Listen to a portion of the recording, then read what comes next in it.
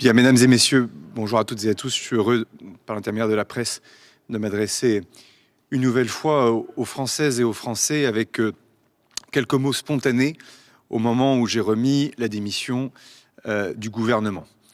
Être Premier ministre est une tâche difficile, sans doute encore un peu plus difficile en ce moment, mais on ne peut pas être Premier ministre lorsque les conditions ne sont pas remplies.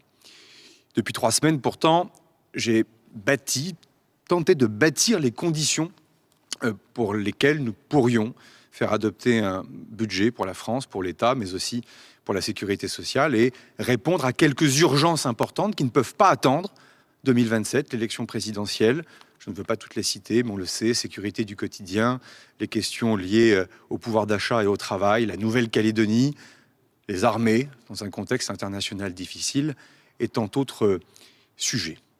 Depuis 3 semaines, ma parole a été rare et j'ai tenté de construire un cheminement avec les partenaires sociaux, forces patronales, forces représentant les syndicats salariés, notamment sur des sujets qui ont pu faire l'objet de blocages depuis maintenant de nombreuses semaines, voire pour certains sujets. Je pense au travail, aux retraités, pardonnez-moi, à la pénibilité, aux femmes, aux carrières longues, des sujets qui sont parfois bloqués depuis plus de 20 ans et sur lesquels nous étions en train d'avancer sur des solutions concrètes, sur l'assurance chômage, sur le financement de notre sécurité sociale et permettre au fond des 2 manifestations qui s'étaient tenues dans le pays tout au long de ce mois de septembre, d'être capable de refaire vivre le paritarisme et la démocratie sociale. Ce temps, je l'ai aussi consacré avec les formations politiques du socle commun pour bâtir une feuille de route, mais aussi évidemment de l'opposition, puisque c'est elle qui décide en grande partie du sort et de l'avenir non seulement du gouvernement, mais aussi du pays à travers l'adoption ou non d'un budget. Ces consultations officielles, parfois plus discrètes, nous ont permis d'avancer sur un certain nombre de sujets. Je l'avais dit vendredi matin, dans le secret du bureau, les langues se délient et les lignes rouges deviennent oranges et parfois vertes, avec parfois, évidemment, quelques lignes qui bougent sur l'assurance chômage, sur la question de la justice fiscale ou encore sur la question des retraites. Avec néanmoins toujours ce sentiment que la ligne se recule à chaque fois que nous avancions, mais de cela aussi, j'y reviendrai dans un instant. Et puis, j'en suis arrivé à la conclusion vendredi dernier qu'au fond, le Parlement devait toujours avoir le dernier mot, que l'article 49, alinéa 3 de la Constitution était un moyen de contraindre sa majorité dans l'esprit du constituant, notamment de Michel Debré et du général de Gaulle, et que cela ne servait à rien de donner l'impression que les débats n'iraient pas jusqu'au bout.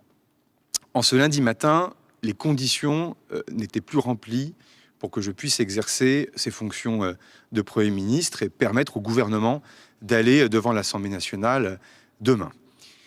Pour 3 raisons. La première, c'est que précisément ces formations politiques ont fait mine parfois de ne pas voir le changement, la rupture profonde que représentait le fait de ne pas se servir de l'article 49 alinéa 3 de la Constitution. C'est-à-dire qu'au fond, il n'y avait plus de prétexte pour une censure préalable. En tout cas, il n'y avait plus de prétexte pour faire que les parlementaires refusent de faire leur métier de parlementaire, c'est-à-dire de discuter la loi, de l'amender, et le cas échéant, de voter ou non un texte. Et cette rupture, je le dis, elle a été soulignée par un certain nombre d'observateurs, d'acteurs de la vie politique, certains opposants d'ailleurs qui le demandaient historiquement, mais elle n'a pas permis ce choc de se dire on peut faire différemment et on peut construire les choses différemment.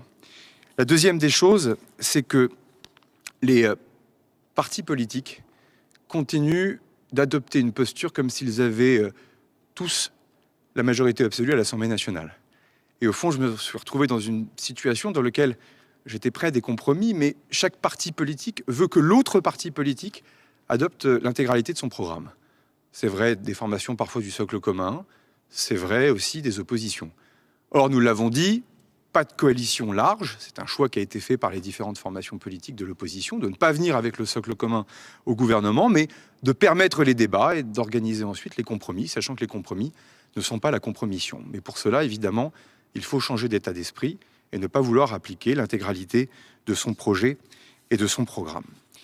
La troisième des choses, c'est que La composition du gouvernement au sein du socle commun n'a pas été fluide et a donné lieu au réveil de quelques appétits partisans, parfois non sans lien, c'est d'ailleurs très légitime, avec la future élection présidentielle.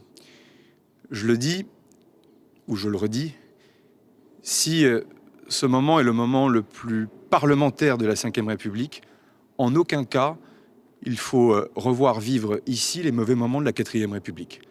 Et que donc, par définition, la construction d'un gouvernement se fait en fonction de la Constitution, sur proposition du Premier ministre, nommé par le Président de la République.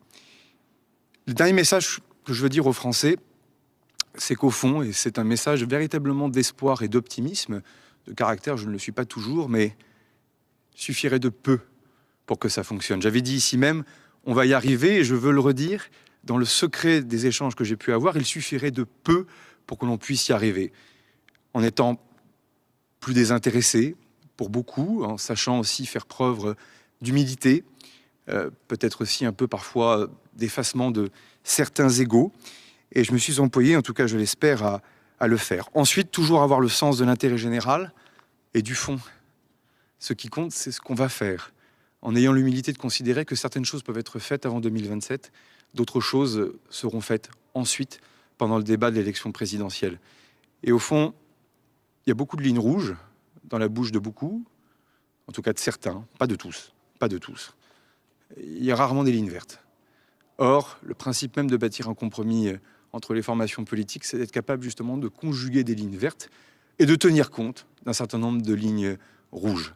Mais on ne peut pas être dans les deux extrêmes, et certaines formations politiques de l'opposition l'ont compris, et je tiens à les remercier. Désormais, il faut que l'on puisse avancer, en tout cas que celles et ceux qui veulent trouver un chemin pour le pays puissent avancer. Et le dernier point, et je le dis avec respect, moi qui suis un militant qui, au fond, est gravi les marches de la méritocratie républicaine grâce à l'élection comme maire, comme président de département, comme sénateur, je suis un militant et j'ai du respect pour celles et ceux qui s'engagent, mais il faut toujours préférer son pays à son parti, et il faut savoir écouter ses militants, mais toujours penser aux Françaises et aux Français. Merci à toutes et à tous. Je vous remercie.